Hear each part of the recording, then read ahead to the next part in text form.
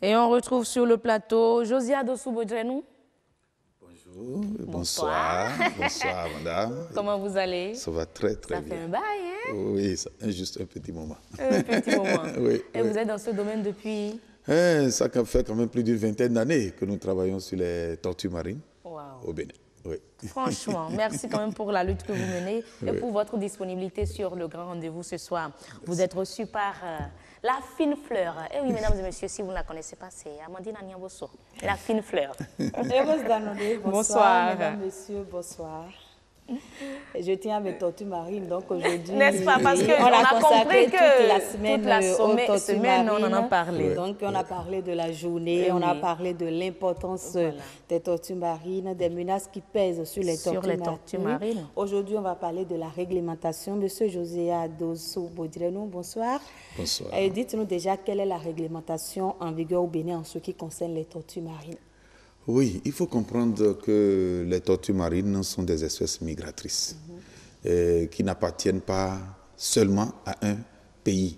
C'est des animaux qui sont sans frontières. Voilà. Elles sont migratrices parce que c'est des animaux qui vivent en haute mer, mais pour leur reproduction, elles, les tortues, les femelles doivent aller sur une plage pour pondre. Et comme ça veut dire au niveau des eaux internationales, il y a des limites pour les pays. Ça veut dire que la tortue ne demande pas de passeport avant de traverser ces limites-là. Parce que je ne vous arrête pas, nous avons eu une dame, j'oublie son nom. Madame Djengue. Madame Djengue, qui a dit qu'il y a des tortues baguées ici qui ont été retrouvées aux États-Unis. Oui, aux États-Unis, en Uruguay, ça veut dire en Amérique du Sud. Oui. On a bagué une tortue au Bénin et on l'a retrouvée en Amérique du Sud. Les gens vont se poser la question, mais comment on a su?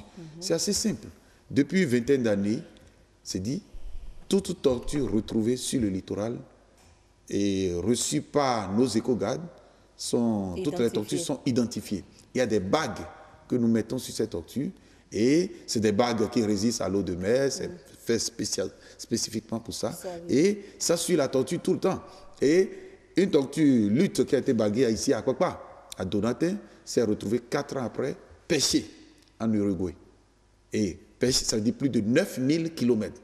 Et quand on l'a pêché, on a retrouvé dessus qui a l'adresse de Nature Tropicale. C'est comme ça qu'on nous a contactés. Voilà. Ça veut dire que c'est des grands migrateurs, c'est des espèces qui traversent les frontières. Et pour cette raison, d'abord, il y a une réglementation au niveau international qui protège les espèces migratrices. Ça veut dire les espèces qui sont sans frontières, qui partent d'un pays à un autre sans demander un passeport. C'est-à-dire en mer, nous avons des tortues marines, nous avons des baleines, nous avons des requins migrateurs et autres qui traversent les cours d'eau. Maintenant, qui traversent la mer. Mais spécifiquement, les tortues, dans leur biologie, sont obligées de venir sur le littoral, venir sur la plage pour pondre. Et vous savez, sur les plages, pour chaque pays, on est propriétaire. D'abord, il y a la zone économique exclusive, c'est-à-dire une certaine distance en mer qui est la propriété du Bénin. Mais le littoral, on ne discute pas. Le littoral appartient à l'État, mais aussi le littoral appartient aux populations qui sont là. Et voilà, ces tortues, devant traverser tous ces habitats, s'il n'y a pas de réglementation, il y aura problème. Voilà. Là, il y a la convention sur les espèces migratrices. On appelle ça CMS. Cette convention a été ratifiée par le Bénin. Ça veut dire, selon notre constitution, quand une convention est ratifiée par notre assemblée, ça s'impose au pays. Et cette convention permet seulement de donner des directives sur ces différentes espèces, leur état dans chaque pays et quelles sont les mesures à prendre pour les protéger. Il y a la Convention sur les espèces migratrices. Il y a la Convention sur la diversité biologique. Voilà. C'est-à-dire tout le monde en parle. Et dans cette Convention, il y a les objectifs de cette Convention sont divisés en 3. Il y a d'abord la conservation de la biodiversité. Et dans la biodiversité, la tortue s'y retrouve. Il y a l'utilisation durable de la biodiversité. Ça veut dire valoriser la tortue par l'écotourisme, par exemple, ou bien même dans d'autres pays où on consomme les œufs. Ça veut dire qu'on a conservé, et il y en a maintenant beaucoup. Si on laisse, ça va pourrir, et là, c'est autorisé. Ça veut dire que c'est l'utilisation rationnelle et durable de la ressource. Maintenant, il y a le troisième objectif, il y a le partage juste et équitable des bénéfices.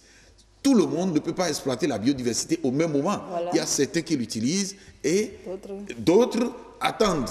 Et il faut partager le bénéfice. Voilà les 3 objectifs qui se trouvent dans la Convention sur la diversité biologique, qui prend en compte aussi les tortues marines. Maintenant, nous avons la Convention sur le commerce des espèces de faune et de flore menacées. On appelle ça la CITES. C'est cette convention qui réglemente surtout le commerce de toute espèce menacée.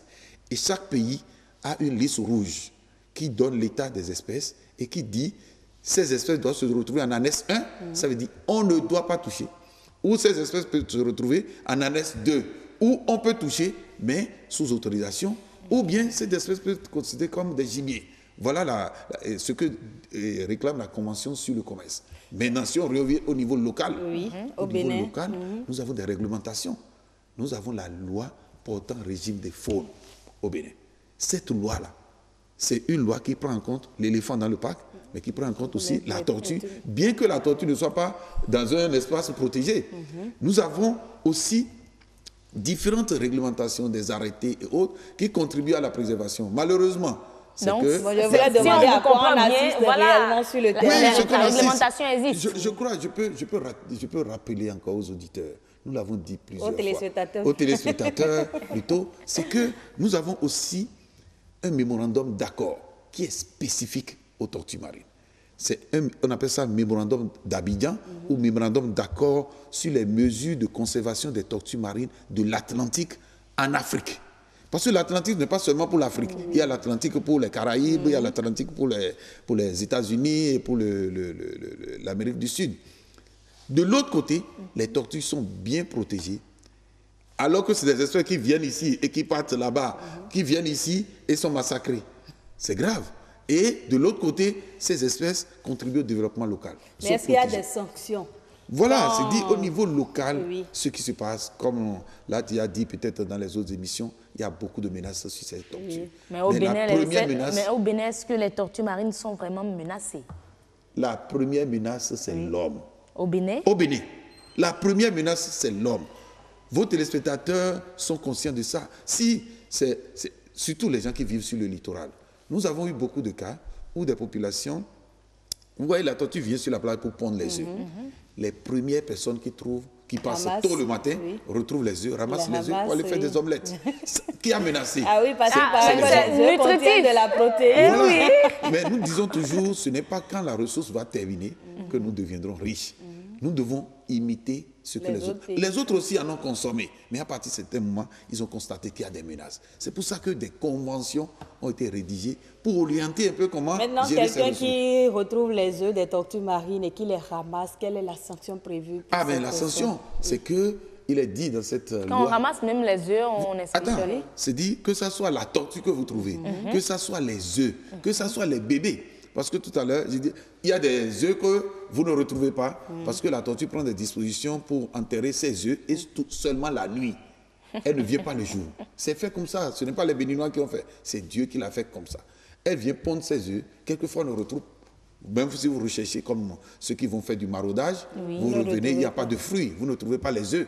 Mais au bout de 45 jours ou 60 jours, en fonction des espèces, les bébés sortent. Et vous constatez, c'est ceux qui vont faire le footing, ceux qui vont faire le sport sur la plage, c'est eux qui retrouvent des petits bébés sur la plage en train de se balader. Bon, qu'est-ce qu'ils font? Ils ramassent, ils ramènent à la maison. Mais quelques jours après, la tortue va mourir parce que c'est des espèces migratrices, ont besoin de rester en mer pour se développer.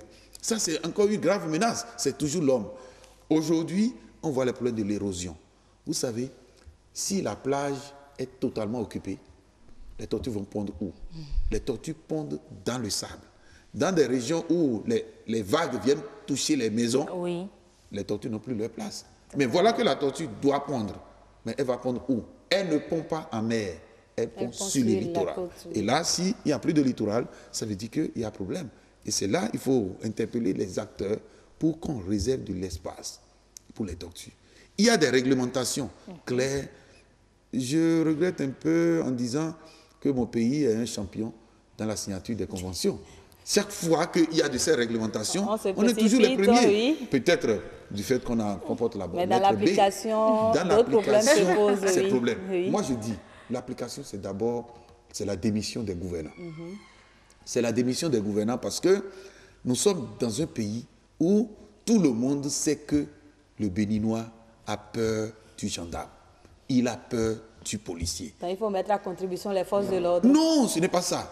C'est dit que, sachant bien que chacun a peur de celui qui le contrôle, il suffit simplement de mettre les mesures qu'il faut et les gens vont comprendre. Attends, donc la répression s'impose maintenant? Non. On a dépassé l'étape de la sensibilisation. La sensibilisation, c'est fini. Quelqu'un m'a posé la question, ah, vous avez sensibilisé les gens et autres. Nous allons demander à vos téléspectateurs. Il y a 10 ans, vous allez derrière l'aéroport à côté, vous voyez des gens présenter de grosses tortues sur la route des pêches pour la vente.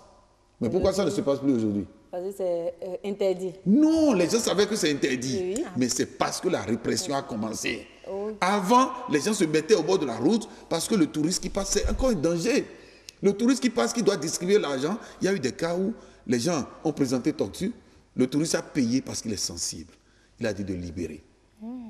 Ils ont amené au bord de l'eau. Ils sont repartis chercher la tortue pour remettre, pour montrer. Non, ailleurs, les gens ont fait mieux.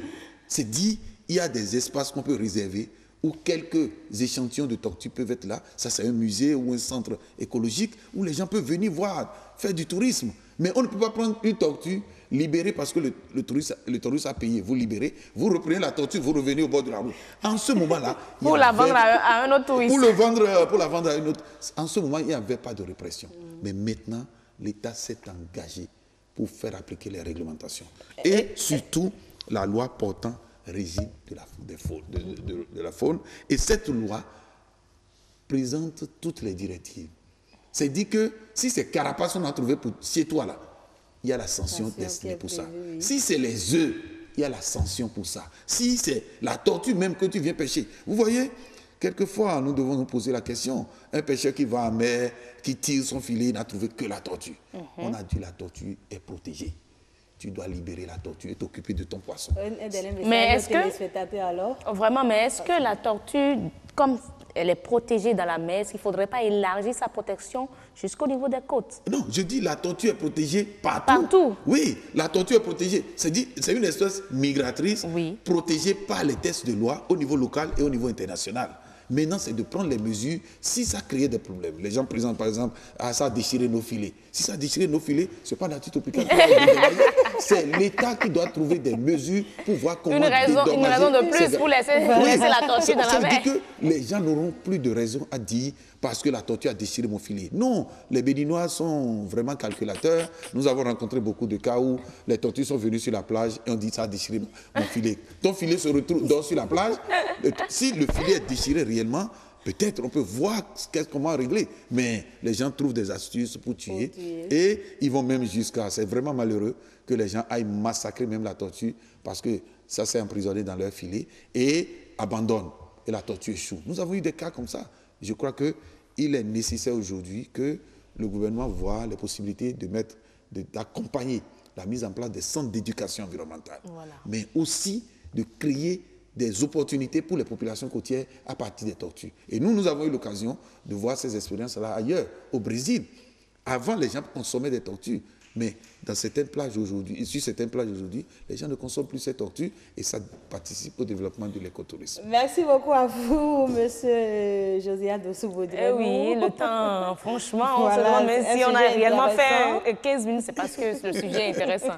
Merci déjà à vous pour le passage ici. On a compris, ce que moi je retiens, c'est que l'éducation environnementale s'impose, est nécessaire parce que quelque part, tout le monde n'est pas informé. Voilà. Tout le monde n'est pas informé. Merci beaucoup, Amandine.